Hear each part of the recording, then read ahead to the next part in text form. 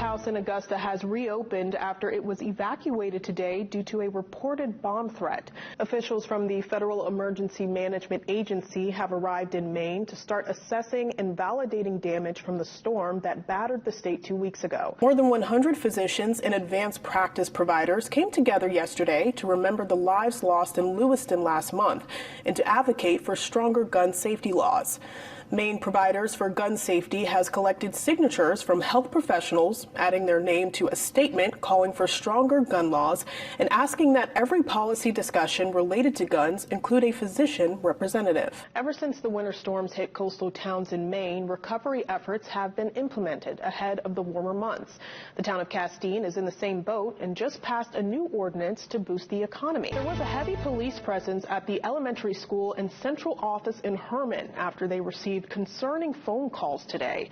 Superintendent Micah Grant sent out an alert to parents saying they got the unusual calls around 2. President Biden announced a milestone, 1 million claims approved under the Honoring Our Pact Act that he signed into law nearly 2 years ago.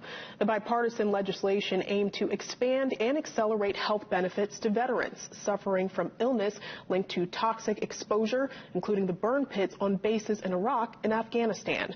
Natalie Brand has a look at how the law is working. Yeah, you know, President Joe Biden left a little over an hour ago after giving his remarks regarding the mass shootings here in Lewiston that took place last week. And, you know, the community is mourning. The state of Maine is mourning. 40-year-old Robert Card is the man accused of carrying out a mass shooting in a Lewiston bowling alley and bar.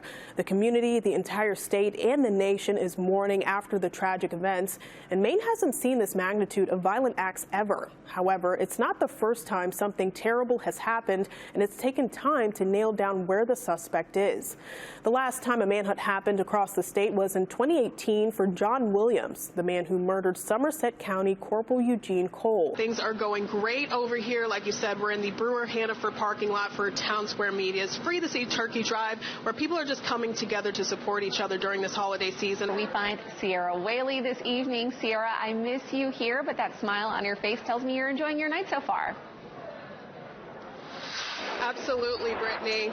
It is such a great night here. We're at the Cross Insurance Center celebrating 50 years for Partners for Peace. They've been advocating and supporting people who have suffered from domestic violence for that amount of time in Penobscot and Piscataquis counties. And I'm joined with Emily Kane here, who is our MC for the evening. And Emily, just tell me what this evening means to you. Sally, yeah, it's been pretty steady here at the Cross Insurance Center. However, we do see that steady flow of people still continuing to come, and people are getting off work, making sure they get here to get their vote in. And I'm still joined with Shenna here just to talk more about today. And, you know, I just really wanted to know, have you seen anything that surprised you about today?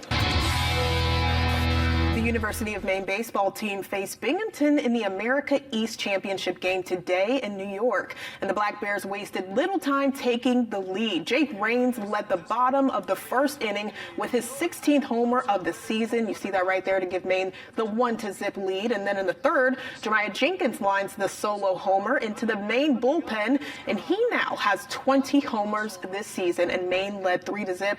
And the Black Bears hit 4 homers in the game, including one by Marshwood High grad Quinn McDaniel, and Maine wins 6-1 to advance to the NCAA tournament for the first time since 2011. History was made in Orono over the weekend. You may recall that on Friday, a freshman earned a hat trick in the victory over UNH, but on Sunday, it was his brother's turn. Here's the moment it happened. In the third period, up 5-3, Bradley got a pass from his brother Josh, and he sneaks it into the back of the net. Hats were flung onto the ice for the second game in a row, as the two brothers have both earned hat tricks this weekend. Maine would go on to win 7-3. They're on the road on Wednesday to take on Union College. That is so special there. One more, you're out. Donor total was 724, 959, 1,244, or 1,300. D. Which one? The last one. D. Wrong. Yeah. Get out. Oh! I'm getting out. I got the boot. And that's just what happens if you get 3 wrong. I can give you $5 more. We just... No? All right.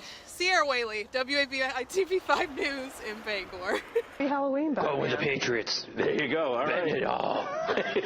Probably going to lose it all. But absolutely, and they truly are the unsung heroes in education. I mean, they see a lot of stuff. The first time that I broke a little sweat on my forehead today when I was out and about, but it was so nice. Yeah, the sun was beaming, out. But you have some activity. Yeah.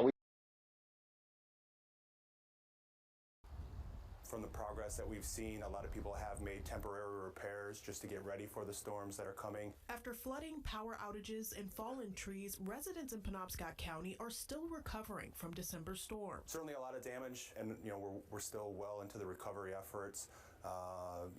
Most of the people that need contractors, they're kind of hard to come by right now, which is very difficult. And in less than a week's time, Maine could see another storm with high winds and blizzard-like conditions. A lot of households just incurred a lot of unanticipated expenses, due to the storm, and there's a lot of needs out there still currently. We're working with our social service partners to fill some of those needs.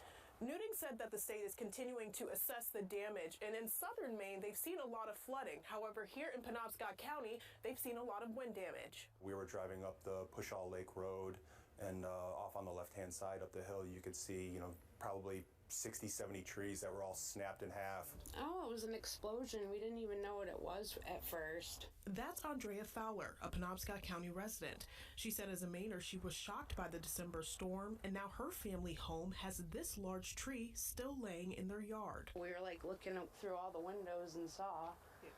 My mom's kind of glad that it fell over. She hated that tree. But when she and her family prepared for the holidays, it was no laughing matter. Now, as the upcoming storm approaches, she and her family are stocking up on goods in case the unexpected strikes again. I'm just going to the grocery stores and stocking up on batteries, food, making sure everything's charged up, because we were kind of just shocked because we've never had it before. Nothing like that's ever happened here before. In 2 weeks, Mainers will be hitting the polls and voting on important topics such as the proposal of the Pine Tree Power campaign. But before we get to question 3, there's another question that ties into it all. Question number 1. The language that we read on the ballot can be a little confusing, but at its essence, question 1 is really simple. The first measure on the November ballot stems from a complicated debate that Mainers will soon face, question 3, which asks, do voters want to create a new consumer-owned utility, Pine Tree Power? But what does question 1 mean? We spoke with Whaley Rich, the executive director of Maine Affordable Energy Coalition, who opposes question 3. It says if the government is going to take on a debt of $1 billion or more, voters of this state should be able to have a say. The push for question 1 was run by those opposed to question 3, serving as a safety net if the Pine Tree Power referendum gets approved.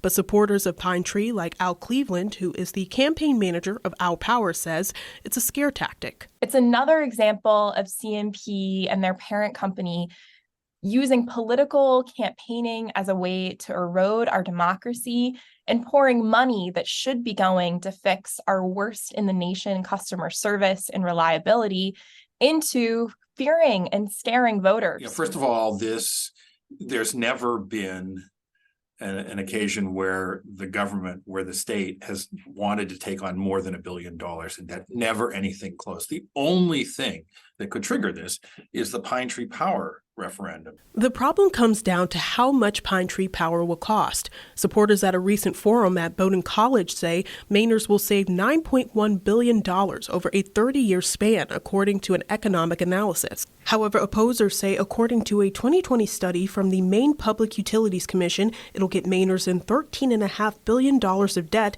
just to buy the assets of CMP and Versant. You can't know whether we're going to save money or not if you don't know how much we're paying for the utilities.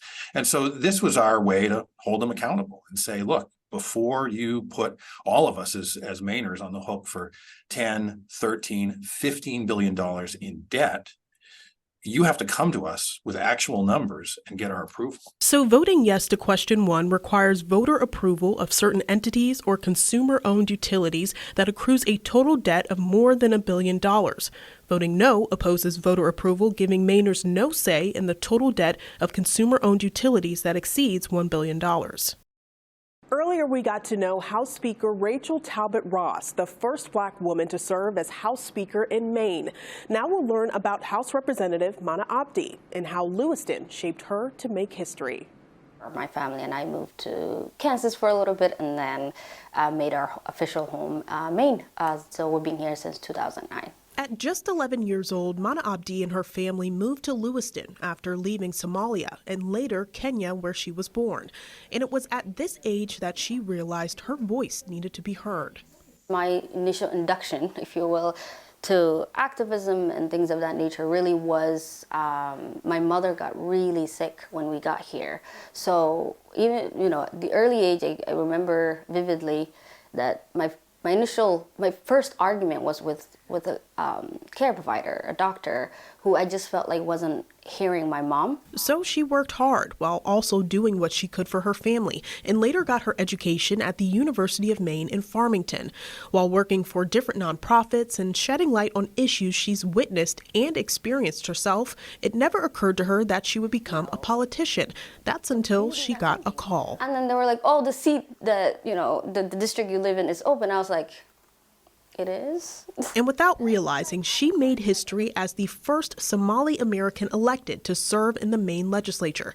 An unforgettable moment that she got to share with friends and family. But it meant something more when she saw the look in her mother's eyes. It was a full circle moment. This was a woman who quite literally left everything that she has ever worked for and known, and with no education, with no sense of even the world, quite frankly. The Somalis are nomads, and my parents were nomads. They were farmers, and they had to leave absolutely every little thing they've ever worked for. I hope she felt a sense of pride. I think she did, and I hope she felt that she did her part.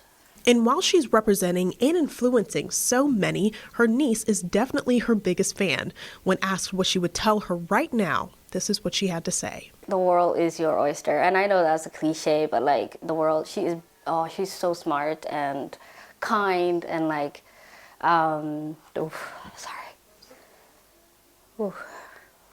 she's so smart. And I know the world is not going to be very kind to her, but that she got what it takes. Yeah.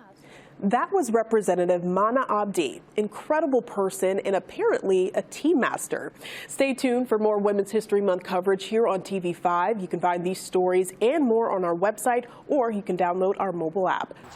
You can come in and do everything and anything. So you have the corn maze. You can go on a hay ride. We have a bunch of wooden animals here that the kids can look at that would happen to live around in the area.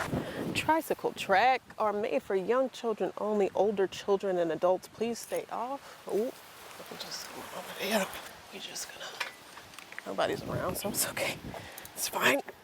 Oh man, well, all right, that's what happens if you break the rules and you just gotta hang out here for a little, that's fine. That's fine. My favorite thing is just the corn maze itself.